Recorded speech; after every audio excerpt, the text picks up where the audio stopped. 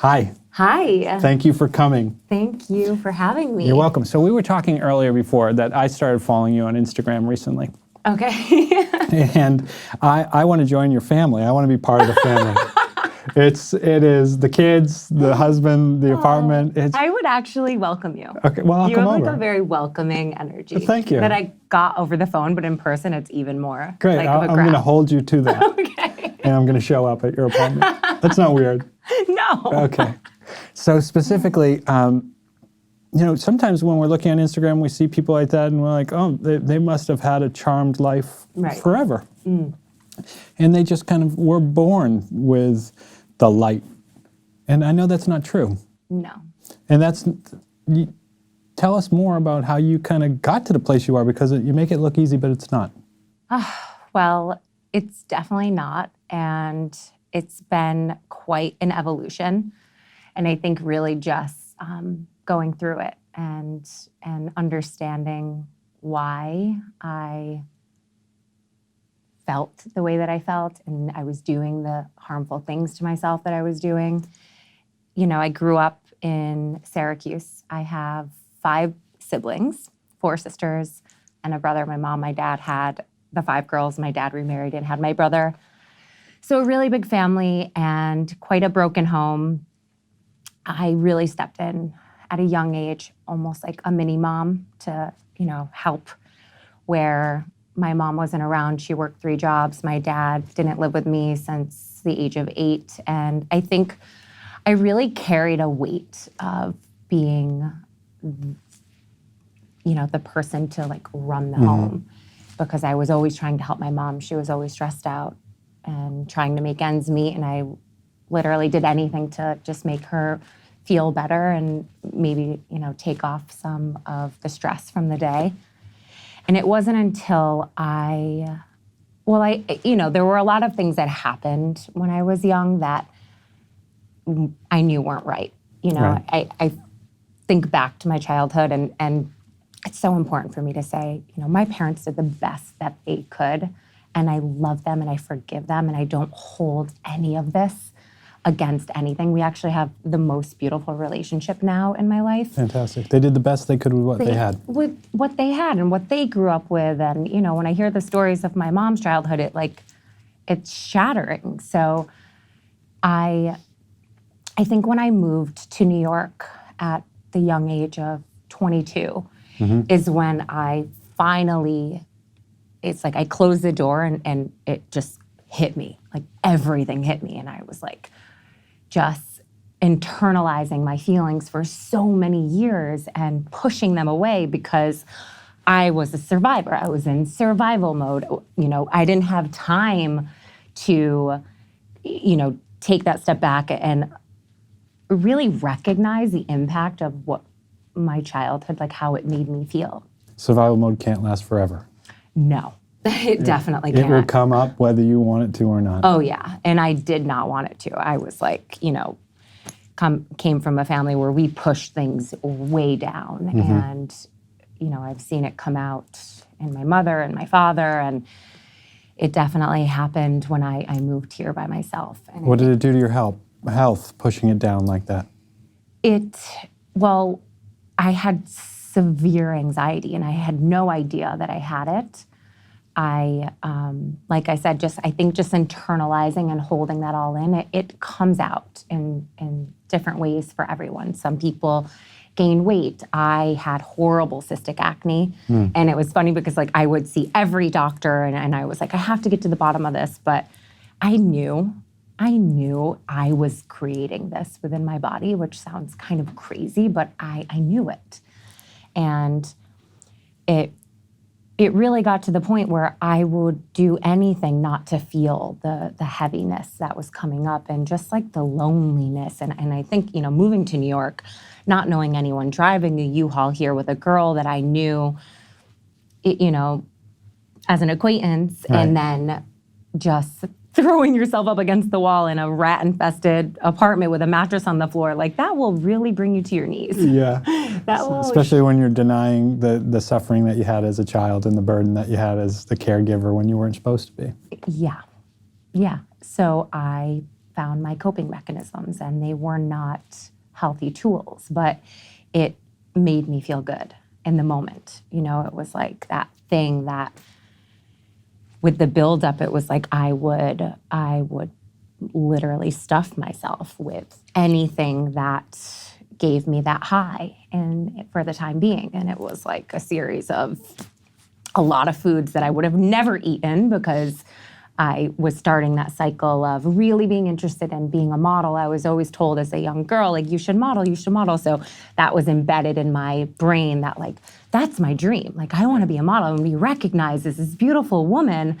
And every agency that I went to visit, they were like, we really like you, but you have to lose 15 pounds. I'm like, you're a little short. Boy. By the way, I'm an inch taller from doing my workouts. So I'll just put that out there real quick. All right. Your workouts make you grow. Okay. They made me grow.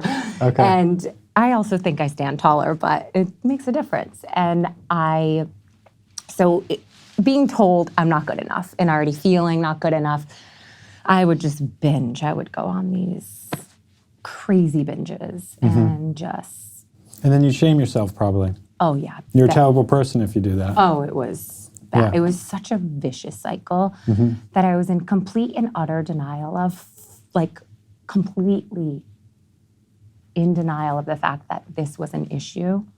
Because it wasn't something I did every single day, and I was like, everyone does this. This is just a thing. Like, most girls do this, and, like, there's nothing wrong with this, and, like, everyone wants to lose weight, and you know, everyone wants to look this size. So I was just convincing myself and rationalizing it.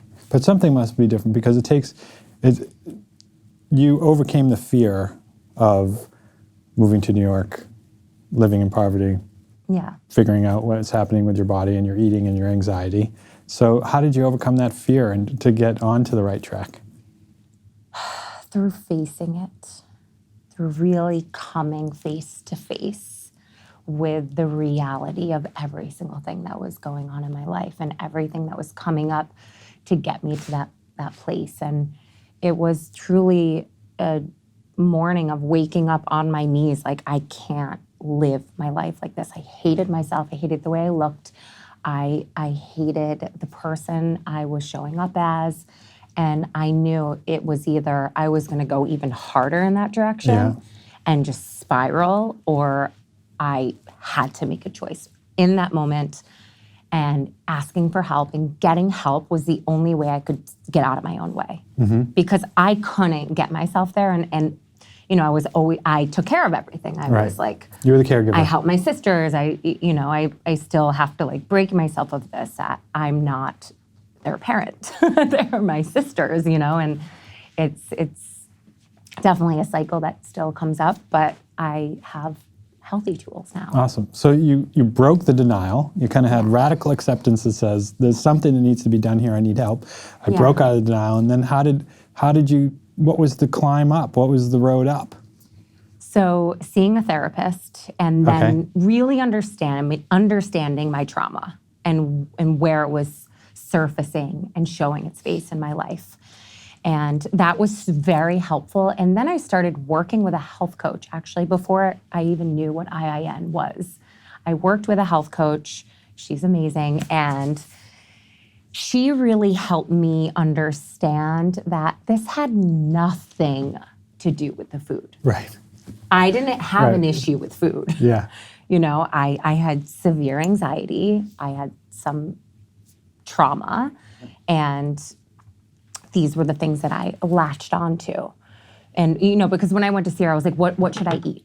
Like, I need a plan. I need a diet plan. I have weird issues with food. Like, I went in there with, like, I was, you know, like, I want to clear this up. I want to clear this up. Is it avocados? I'll eat more of them every day. Only half. Like, I was that girl who then I started seeing. Yeah, 6 almonds. Like, I wanted the thing, and I was so annoyed. Like, after my first visit, I'm like, I didn't even walk out with, like, a diet plan. It was like I was in that tunnel. I love that. I love that because people think that. Yeah, I was like, where's my freaking plan, girl? Like, I'm paying you all this money. Like, I want a whole system. Tell me what to eat, when to eat it, and like I wanted a whole thing. Yeah. Where's my plan for spiritual empowerment? Yes, I wanted. How do I rebuild my soul? I wanted it all. Yeah. And that was a huge step for me too. It was like building a team, right? It was like building, almost like I'm doing now with my business, but I was doing it for my mental health, for my spiritual health, for my physical health, and continuing the process even when I thought I was okay. Because there were times where I was like, I don't need this anymore. I'm good. Right. I'm good. Haven't done this in a few months. I'm golden. Stopped going, went right back. Yeah. Went right back, and I would go see my therapist, and she'd be like, so what? I fully lie, and then I'm like, I'm lying. It's a full lie. Like, I've gone back to my old ways. And so I had a 5-year run of really getting to know myself. And what, I'm just so interested because what I'm hearing is like so much bravery, but for you to even say I lied. Yeah. Like I'm lying to myself, I'm lying to you, and this is what happened. Oh, yeah. You have to be brave. I was a big liar. But you were brave enough to admit it. Yeah. And change. I lied about a lot of things. And then change. Yeah. Because it wasn't attractive. It was like I felt ugly.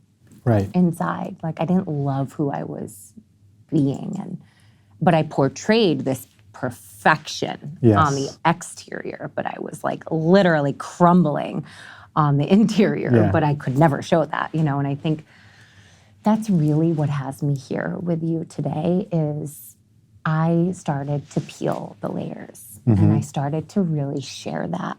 And once I did, it opened up a whole new world for me. And it actually happened in my kitchen when you guys came into my kitchen and I was doing my first Facebook Live and I was talking about this. I think it was like a pumpkin smoothie. There was something, and catharsis over a pumpkin smoothie. It just happens that way. And I just shared that I had an eating disorder. It was the first time I had ever said it, like aloud in that kind of setting. And it felt really good. Of course, after I was like, I shouldn't have said that. Like, why did I do that?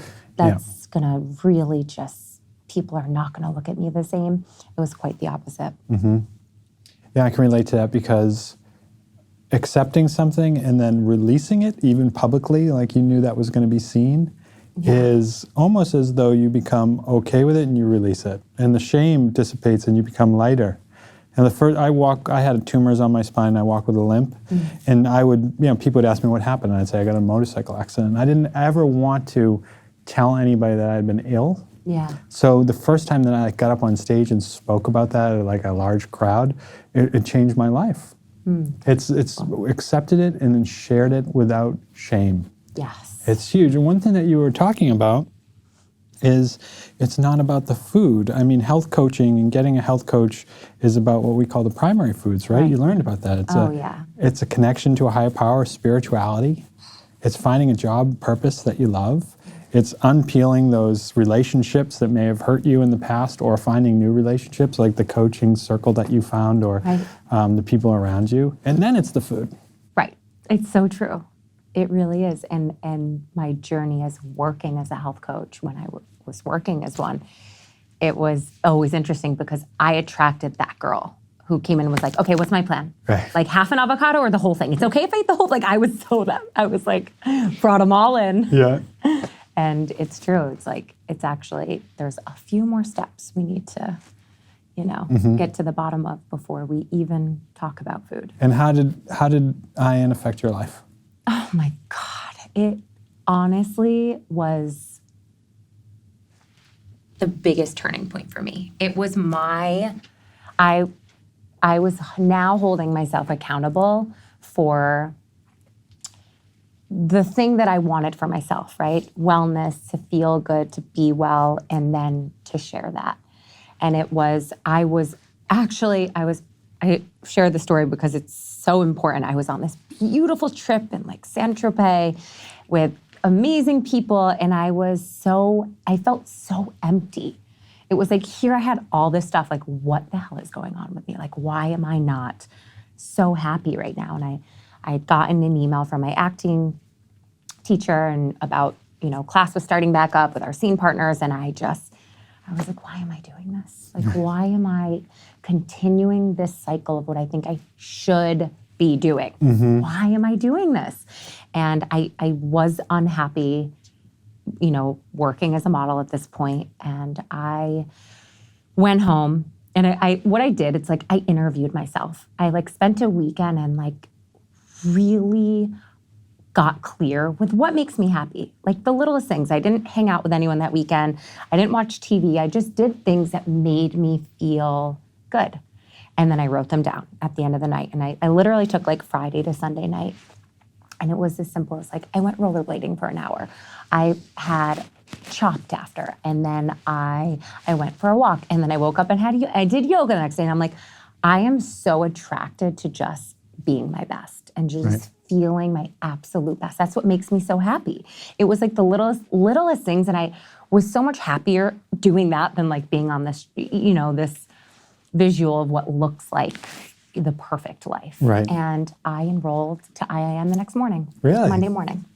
I called a friend because I was scared because I don't like taking tests. Right. I am not a good test taker. And I was like, I don't know.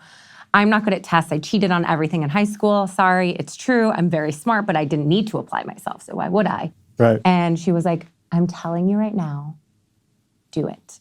She just texted me today, actually. She's like, I'm going to build my site. She's an awesome mentor to me. And she was like, you have to do it. And that's amazing. That was like the commitment to shifting gears while still working as a model. And I slowly stopped going on auditions, but I had to pay my bills. I had my own apartment still at this time, and very important for me to be independent and have my own money. So I didn't just drop everything. I think that's something really important for anyone who's passionate about this work. You can still have this be a massive part of your life while still working your job that maybe you're not in love with. Right. That's a good point to make, because people think I just have to quit my job. Yes. And then go to school, and you don't have to. No. There's balance in life, and you can do both. And that's what I love so much about IIN is the fact that it's attainable. It's something that you can do while working a full-time job, and still, like for me, it gave me this purpose. Like I said, I was never great in school. I didn't really apply myself. Like I was like, I wish we had like written exams. Like I was like, I actually want a test. Like I'm killing this. Like I was so good at this. Test me. I was give it to me. And it really changed everything for me. Like I share this all the time, but I can't say it enough. Good. I mean, the transformation from what you told me the beginning of this story to now is extraordinary. Yeah. It's truly inspirational. But let's fast forward. Yeah. Now we have Melissa Wood Health, MWH Method. Yes. What is the Melissa Wood Health Method, and how can I do it? Because I just need to get a yoga mat and start doing the leg lifts? You don't even need a yoga mat. You literally just need your own body weight, which is something that was really important to me when I started sharing this before I ever knew it was anything, right? It was like a love that I did for myself after I had my son, because I needed to do something, because movement makes me feel alive. And I needed to have that feeling while still being able to be at home with my son and squeeze it into my day. So using your own body weight, it's a combination of these precise, low impact movements. So nothing that's gonna stress your joints. And it's, I combine mostly Pilates principle with a blend of yoga. And it just creates these beautiful, long, lean lines throughout your body. And you just really, I feel like you just like mold into who you are. That's how I feel with myself. It was like I became more me the more that I connected to this movement and my meditation practice. And it's funny because I think people confuse low impact with easy. And it's by no means easy. Can I swear? Yes, swear all you want. I will kick your ass. It's like, but like in the most peaceful in the most zen way possible. In the most zen way. A little bit of a zen ass kicking. Right? That's maybe what I need to call this. Listen, we'll find all sorts of... So the method does it have a number of things? Does it have meditation and food and exercise, or is your focus on the exercise? So my focus really, with sharing the workouts and creating a business around it. So, launching a subscription business, which started online, and then I recently launched the app, was, primarily the workouts. But the more that I wouldn't, once again, be doing anything that I'm doing if it wasn't for my commitment to my meditation practice. So the more that I dive really deep into my personal practice, I feel very called to share the meditation component, because you need both. They're like Right. a marriage to me that really, come together. They mesh well, and the combination of the two will give you these beautiful results, not just in your body, but in your mind. Is there a meditation that you love, a good starting meditation, or something that you do on a daily basis? So I have some meditations. I think I have about 5 to 7 right now, guided ones that I really, it was Elena Brouwer, who is someone I'm so inspired by her. I think we love her. Oh, she's incredible. And I went to a meditation that she did, and after it, we locked eyes, and she was like, "Come here." I was like, "Me? Sure." So I go over to her. She's like, "Who are you?" And we just started talking, and I was like, "What advice do you have for someone who, who should I work with? I really want to teach meditation." She said, "It's in there. You just need to do it." Mm-hmm. And that's how I learn. I learn by doing it. I started actually sharing my movement before I was a teacher. Right. I started, and then I was like, "Oh, this speaks to me. This has shifted everything in my entire being." And I just started guiding. And, I love Tara Brach. I love Marianne Williamson. I love Elena. Mm-hmm. I love Meg James. There's all great places to start. Many people that I love. So, sometimes you can be mindful enough that when you're next to someone, you can see that you're not meshing. And then you have to kind of change how you're super kind doing. Way for you to say it. Oh, yeah. No, yeah. So I met Elena Brouwer a couple weeks ago, and I'm on level, I've turned up the volume of myself that day to about 30. Okay. People can't stand to be around me. And she was on a 2. She floats in. So she's floating in. So I'm talking over her, and then I'm feeling anxious because I don't know when to talk because she's not talking. Until I finally realized that okay, she's on the right level. I need to calm down. And it's literally just by being next to her, I realized center yourself, breathe. Yeah. And now all of a sudden we're relating in a normal way. She will do that to a person. Yeah, it's amazing. She has an incredible energy. It's like walking meditation. Oh my goodness. Meditation's really important.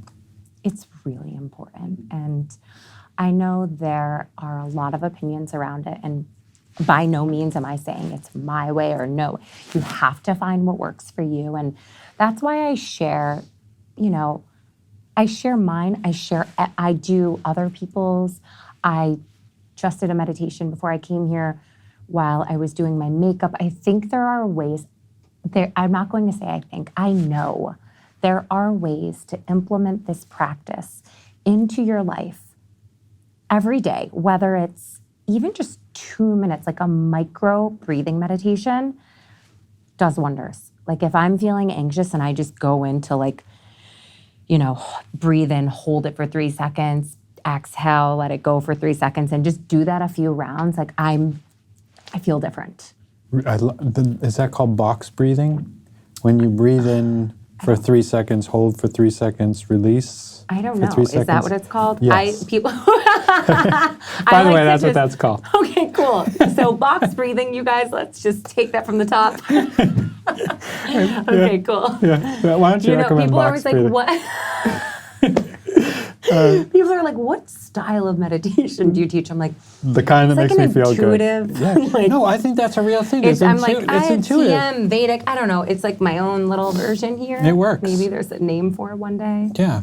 No, food is obviously a massive component, and I share a ton of my plant-based recipes. I'm plant-based. It was also a huge segue into this life for me, from coming from a place of suffering from cystic acne, transitioning to a plant-based diet changed everything within me, it actually, how can I say this? It made me almost like calmer as a person. Listen, animal protein and Do you all believe of in the this, energy of food? They say that I do. animals have, like, you're absorbing their energy. I do, because I have a completely different energy.